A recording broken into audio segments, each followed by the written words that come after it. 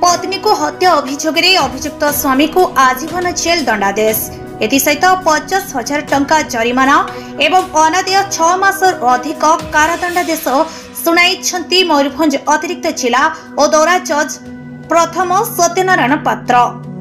मयूरभंज जिला बैसिंगा थाना अंतर्गत पुरापाणी ग्रामर गौरमोहन सिंह को दंडादेश। सूचना अनुसार 2022 मसीहा नवेम्बर 1 तारिख अभियुक्त गौरमोहन निज पत्नी को हत्या कर थाना अभियोग करथिले पुओ कमलाकांत। अभियोग अनुसार निज पत्नी हंता गौरमोहन को गिरफ्त कर कोर्ट चालान करथिला बैसिंगा पुलिस। शुक्रवार यह मामलार सुनाई समय समस्त साक्ष्य प्रमाण और पुलिस रिपोर्ट को आधार कर अभियुक्त को आजीवन जेल दंडादेश शुणाई मान्यवर कोर्ट। प्रकाश थाउ कि उक्त मामला को अतिरिक्त सरकारी वकील कृष्णचंद्र दास परिचालना करुथिले।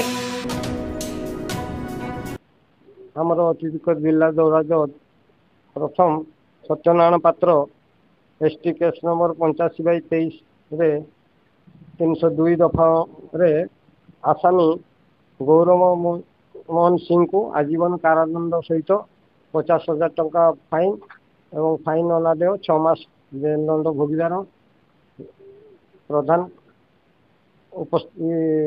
जजमेंट देले। ये घटनाटा घटी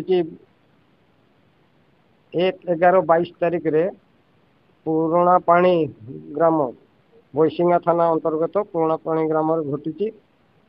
आसामीर पुओ कमलाकांत सिंह ता बापा विरुद्ध इतला दायर करथिले एवं साक्षी एवं कागज पत्र डॉक्यूमेंट सहित एवं मेडिकल रिपोर्ट सहित तर्जमा करी अतिरिक्त जिला आज यही राय शुणाई।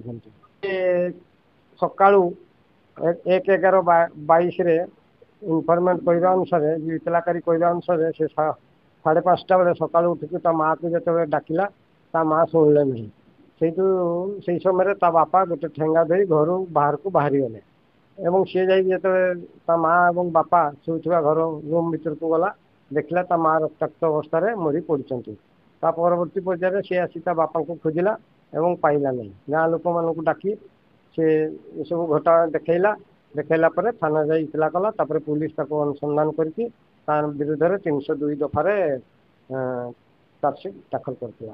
साक्षी डाक्तर रिपोर्ट एवं अन्य कागज पत्र को तर्जमा करी आज अतिरिक्त जिला जज सत्यनारायण पात्र आसामी को 302 दफार आजीवन कारादंड सहित 50,000 टंका फाइन एवं 50,000 टंका नदेले अधिक 6 मास कारादंड भोग करियो।